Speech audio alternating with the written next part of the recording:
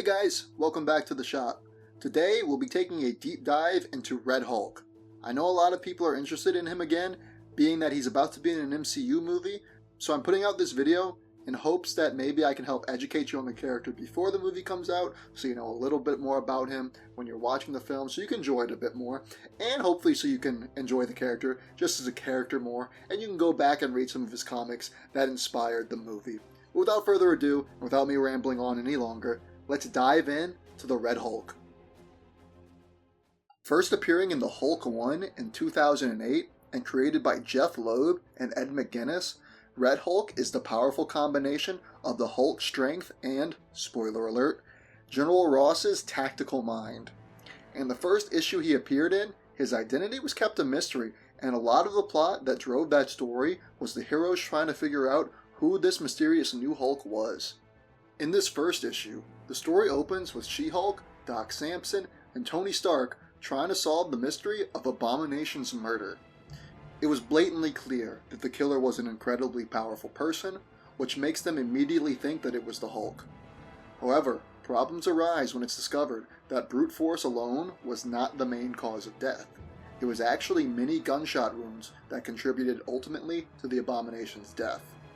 It is also revealed that there is no way the Hulk could have done this, as he's still locked up in a secret military base underground following the events of World War Hulk. After running with the Winter Guard, Tony and She-Hulk return to the new helicarrier, where Maria Hill reveals that the gun that was used to kill Blonsky was a S.H.I.E.L.D.-issued handgun, just quite a bit bigger. Just as they're starting to make sense of this situation, Red Hulk bursts through the wall and drags She-Hulk with him into the dark. After a few moments, a loud crash is heard, and She-Hulk comes flying through the wall and is now unconscious. Tony now decides that it's time for him to suit up and confront this enemy. After walking through the dark for a bit, and after a brief run-in with General Ross, Red Hulk appears out of nowhere and attacks Tony. Their fight leads them to the outside of the helicarrier, where it is revealed that the fight has caused massive damage to the helicarrier and it is now going down. During this fight also, Tony notes that this new Hulk is silent and does nothing but growl, lacking the Hulk smash and other language mannerisms that the Hulk has. Eventually, the fight ends when the helicarrier crashes into the ground and Red Hulk escapes. It is also reported from Maria Hill that Ross and Doc Samson are still missing following the crash. Red Hulk then sets his sights on the recently returned Rick Jones as he tracks him down and attacks him.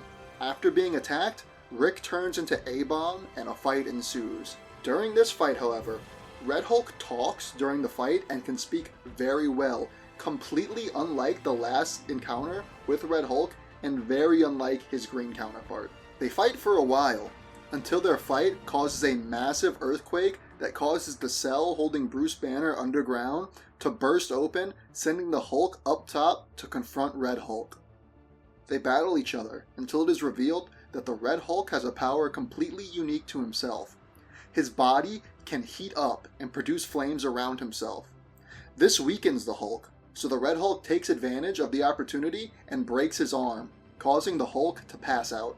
When the Hulk finally comes to, Red Hulk has taken him to the top of a building with his gun shoved in the Hulk's mouth.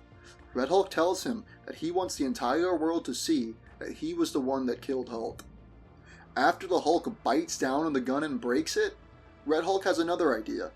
He decides that it's better to leave the Hulk alive, so he has to live with the fact that he is no longer the strongest. So Red Hulk throws him into the bay below and celebrates his victory. His victory would be short-lived, however, because the mighty Thor appears behind him. Thor tells him that he will fall by his hands, and he smashes Mjolnir into Red Hulk's face. But, to the Odinson's horror, it did absolutely no damage. They fight for a while, before Red Hulk grabs Thor and leaps him into space. As they're traveling, Red Hulk tells Thor that he studied him, and that he has discovered one of Thor's biggest weaknesses. Once they arrive in space, to Thor's horror, Red Hulk takes Mjolnir from him. Since they're in zero gravity, Red Hulk is completely able to lift it. Without his mighty hammer, Red Hulk absolutely destroys Thor and then leaves him within an inch of his life on the moon. Once Red Hulk returns to Earth, he is confronted once again by the Hulk, who had been recovered by a team of heroes Iron Man had assembled.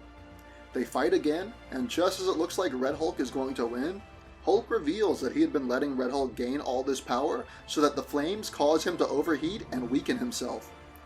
Thor also returns along with A-Bomb, and the two help Hulk fight Red Hulk. Having weakened Red Hulk, Hulk lands one last mighty blow and defeats him. After the fight, Thor returns home. Hulk turns back into Bruce and leaves as he is completely exhausted and all he wants is to be left alone. Just as Rick is about to scream to Bruce Red Hulk's identity, he is shot in the back by Doc Samson and is dragged off, leaving Red Hulk able to escape. After these events, Red Hulk would continue to be the center of attention in this run, until it is finally revealed in the World War Hulk storyline that Red Hulk's true identity is General Ross, and he had gained these powers from collaborating with groups like AIM. It is also revealed that Red Hulk has the power to absorb energy, including the power cosmic. He has also been stated to be stronger and faster than the Hulk, and we've seen this on display with his battles against Thor, the Watcher, and the Silver Surfer, just to name a few. After this, Red Hulk would go on to be a very prominent character in Marvel Comics, as he had run-ins with characters like Sam Wilson, the X-Force, and would even lead the Thunderbolts Red, which included himself as the leader, as well as Elektra, Deadpool, Agent Venom, and my personal favorite Marvel character, the Punisher. Red Hulk would also become a mantle to be taken up by many other characters in comics, but that's a topic for another issue, as there are a whole bunch of them, even including a Red She-Hulk, whose identity I will keep a secret until maybe we get to that issue down the road. Red Hulk would also appear in the realms outside of comic books. He would appear in TV shows such as Hulk Agents of Smash, The Avengers, Earth's Mightiest Heroes, Avengers Assemble, and The Ultimate Spider-Man. He would also appear in many video games, mainly being used as skins for the Red Hulk, such as games as The Incredible Hulk, Marvel's Ultimate Alliance 2 and 3, Marvel vs. Capcom 3, Ultimate, and Infinite, as well as appearing in all the Superhero Squad games. He would also become his own character in all 3 of the LEGO Marvel games, as well as appearing in various mobile and online games. And he's a comic book character, so of course he would get his own action figures, right? Such as Marvel Legends figures, various Funko Pops, Marvel Select and Marvel Universe figures, as well as being in multiple LEGO sets. Now, as for the MCU, as I stated at the beginning of the video, Red Hulk is set to appear in the upcoming Captain America film, Brave New World, being portrayed by Harrison Ford, who took the role of General Ross after the untimely passing of William Hurt. He appears to be very similar to the regular Hulk in this movie, lacking the traditional trademarked intelligence he has in the comics. But I guess we'll have to see if that ends up being true. Red Hulk made quite the impact since the day he debuted, being featured in many shows, games, and now being in the MCU. He has become a household name for many Marvel fans in the short time he's been in comics. Regardless if the MCU portrays the character the way the fans want them to, I'm sure he'll remain a fixture in Marvel Comics.